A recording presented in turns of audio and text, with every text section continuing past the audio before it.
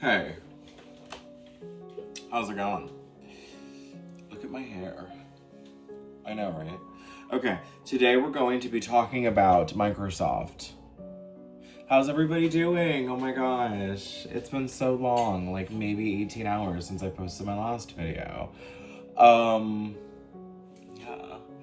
how's it going? I think we have a lot to talk about. I have a lot to teach you. Not really, but what I think we can get started on is jumping right into what we're going to talk about today. We're going to talk about Microsoft. Kitty, see, I told you you would see other cats. Anyway, we are going to be talking about people that aren't doing so well. And what I mean by people that aren't doing so well is I mean Microsoft Corporation. She's been seeing her worst era in a long time. And what I mean by worst era in a long time is the worst quarter since 2008 financial crisis is happening. So that's wild. The title of this video is correct. We are actually going to be talking about Microsoft having its worst quarter coming up since 2008. And why does this matter? Why is it important? Well, more on that later. The facts don't really matter, just whatever my opinion is. Just kidding, oh my gosh. The main point here is talking about why in the world are we so obsessed with laying off everybody that we can to expand our margins as much as possible. Like always, a story as long as time. Let's continue to increase automation and continue to increase technology so that we can continue to lay off more people. Let's expand as much as possible with as few people as we can and use AI and technology to control everything. But then let's also have moments where our cloud servers go down and it wipes out like the entire banking industry for like 18 hours and grounds all the planes for like 2 days. I really love when that happens, and I'm sure that if we had a little bit more people on staff, maybe something would have gotten better. Who knows? Anyway, I'm no executive. I'm just one of the kids on the ground. So, hear ye, what is going on? Let me just review my notes real quick. Microsoft is down 10% year over year. Which is quite a bit for one of the Magnificent Sevens. What's a Magnificent Seven? No, it's not one of the 7 wonders of the world. It's one of the, well, kind of is. Kind of is one of the 7 wonders of the world, actually, because this company makes so much darn money. No, the good Lord has provided some opportunities with Microsoft stock. And what I mean by opportunities is the following. We are not at a critical inflection point where we need to continue to sell everything that we get from Microsoft. Microsoft is one of the big 7 stocks, meaning, what are the 7 most valuable stocks in the world? And those 7 right now are like Apple, Nvidia, Microsoft, Google, Meta, all the big tech companies that have really, really high valuations because everybody... Remember the graph of rich people's feelings in the stock market? Well, the rich people feel very happy about companies like the Magnificent Seven because they're so big. It's almost this too big to fail idea. Well, the 2008 financial crisis had a lot to say about that. And what I mean by that is there is so much to be said around, it's not like I'm going to say it, there's just a lot to be said about it. The stocks having this like turbulence, I think Microsoft sees this big turbulence and there's some like feelings that people have. If you perform so well for so long, if you're an Olympian, and then you do a race and you beat out everybody in your state because you're just that good. But the Olympics is competing with the entire world. So you failed to Poland, you failed to England, you failed to Canada, whatever. that's a lot like what happens with these giant companies. They do well, they have a decent quarter, they have decent growth, or very, very small issues happening. But no, because there's any fragility at all in the company, we're gonna sell, freak out, act like everything's the biggest problem in the world. But then on like the other end of the spectrum, the same kind of thing happens with, you know, we announced that we're spending $25 billion in AI this week, and everybody's like, oh my gosh, Microsoft's gonna be the ruler of the whole world. I need to invest every little penny I got. Those are the people that are gonna make a lot of money off of Microsoft stock because they get so excited for what the future holds. Buy low, sell high. Yes, I'm going to talk about my grandma once more. Buy low, sell high. That was the one thing she always taught me. She said, if there's anything I can teach you, it's to buy the stock when it's low. Meaning, when it goes... When it's there, that's when you buy. When it's at the very top, you don't touch it. Why don't you touch it when it's at the very top? Because it's at the very top. It don't have much more room to grow. You're not gonna bet that a guy that's 7 foot tall is gonna grow to be 8 feet tall. But you are gonna bet that a guy that has, what's a better analogy and a metaphor that's not just right off the top of my head in the moment? Let's go back to our Olympics. I guess I'm still obsessed with the Olympics. There's so much to be said around, I'm not gonna say it, there's just so much to be said about it. Yeah, there's so much to be said around, like, giving someone drug performance enhancement drugs and seeing them do such incredible things is very, very similar to a company that, you know, randomly drops $130 billion into AI infrastructure overnight, and you're like, what in the world? And then they win the race, they're doing great, and then what happens? Well, when the quarter comes up, the investors are talking about this, that, and the other. Then we're like, yo, what happened? Why didn't you increase your margins? Why didn't you, and when I mean increase your margins, just become more profitable? Why didn't you continue to build off of one of your development parts of your company? Every company has so many different aspects of it when it's this big. You know, do you think Microsoft is just running off of ads? You know, no, but they do have an ad server that they're using. So I think there's just so much to be said. You can fill in the rest with your imagination. It's time that we get out of just watching videos and start thinking for ourselves.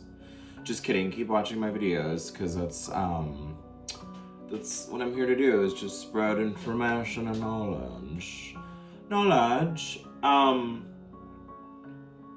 See, it's quite a beautiful day outside. If you're anywhere in southern United States, I think you might need to go outside. Because investing is done better when it's outside. I'm not a financial advisor, that's not advice. Just kidding, I don't really leave my house that much, I'm kind of wild. I went to the beach a lot when I was a kid, so I don't really have a lot of willingness to spend my very many days outside all of the time. When you're forced to do something as a child, you're less likely to do it when you're an adult. I was forced to go to the beach as a child. Therefore, I'm less likely to go as an adult.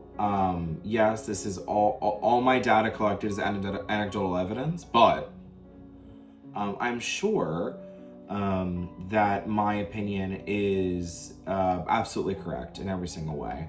Who do I remind you of? Leave that in the comments below. Like and subscribe, I'm supposed to say that. Like the video if you liked it. If you didn't like it, press the like button anyway, and then just put a comment about what you didn't. Hey, because you got to this part in the video, obviously you're gonna be, something held you on. Something hooked you, all right? Something kept you going, and here we are. So like, subscribe, comment, Share it with your friends and family. Okay, I'm gonna leave you with something, so that I'll leave you with this. I'll leave you with something, so this video was productive. We're not getting a bachelor's degree after all. Why would we be so unproductive? Shade, the shade is real. Oh, girl, put your shades back on, because you're throwing it. Anyway, that was a little stupid. Anyway. If you can't call yourself out, who can you call out? Can I get an amen up in here? So, I'll leave you with this. Yes, do I think investing in one stock can do really well for you overall? Sure. If you invested in Apple, 10 years ago, you'd be rich. But you don't know what's going to be successful. You can't tell the future. If you want to build a time machine and go to the future, figure out what's doing very, very well, and then come back and let us know, by all means. I'll be here. I'll have this video going. And I'll be thinking about new things to do. So that's something that we can talk about. You can be a guest appearance on my YouTube channel. But no, let's talk about one thing. There's a reason why we invest in index funds and ETFs, because a collection of stocks feels safer. And this was what I talked about yesterday. I guess I'm in this obsession right now of ETFs, even though I hold a lot of individual securities. When I say individual securities, I'm just talking about a share of Apple, right? So I own a lot of individual securities, but do I think that I'm trying to beat the market? Yeah. Is that an unrealistic expectation that I'm gonna beat the market? 100%. But how do you think I got here? Delusion, honey. Delusion, hey. Delusion is what fuels most of us to get out of bed in the morning, so I will never ever tell you to ever not to be delusional. No, I won't say that. No. If somebody can will themselves into achieving every single goal they have, like these Olympians that go, well, I'm obsessed with the Olympics. Oh my gosh, they should sponsor me. Hey, Olympic Committee, I'm here. I know this video is gonna reach your upper ranks, and I know you're gonna watch it and you're gonna love it. Because Olympians need financial success too. So, I wanna check. No, I'm just kidding. I don't need that. The first and foremost objective of this channel is to entertain and teach at the same time. Entertain and teach. Because what I have learned in my life, I'm so young, I'm so youthful. But what I've heard in my few years, what I've realized, what I've discovered, what I feel in my heart and hearts, my bones. Come on with it, man. In my bones, I feel as though I lost it. And this is why we don't go on those tangents and we say all the nonsense that we don't need to say because it's funny to us. This is why we don't say it, because then when the time is that we need to get to our actual point, we're not there. Yes, I hear you.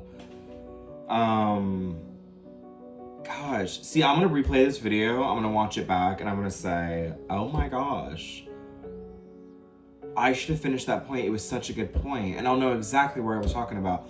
Most YouTubers would probably edit, put in a little stitch, sit here just like this, and act like that nobody skipped a beat. But you know what? I might be too genuine, might be real to a fault. So the benefit is, you know who I am. The disadvantage, you're never gonna get the end of that thought, that point that I just had. It's gone. It's gone. Have you ever seen RuPaul have a really, really good point, and they're chugging and chugging, choo-choo, and they just get to this point where they're like, I lost it.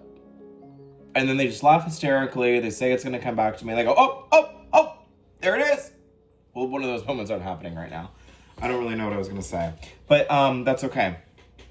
The stock market is a graph of rich people, those emotions. I'll get that on a t-shirt for you so you can buy it. Don't worry. I know you're worried about that. I'll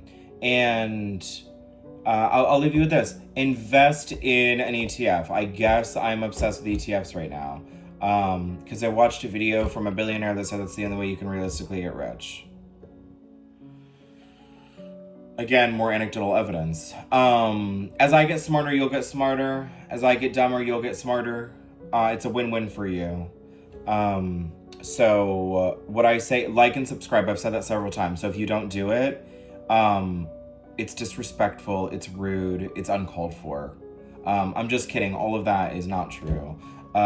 Thank you for just gracing me with your presence today. Have a great day, everybody. Continue the great fight. And maybe invest some money in Microsoft. Maybe, because it's so low and it's going to do well. But I'm no financial advisor. So if it does horrible, you can't blame it on me. All right, bye.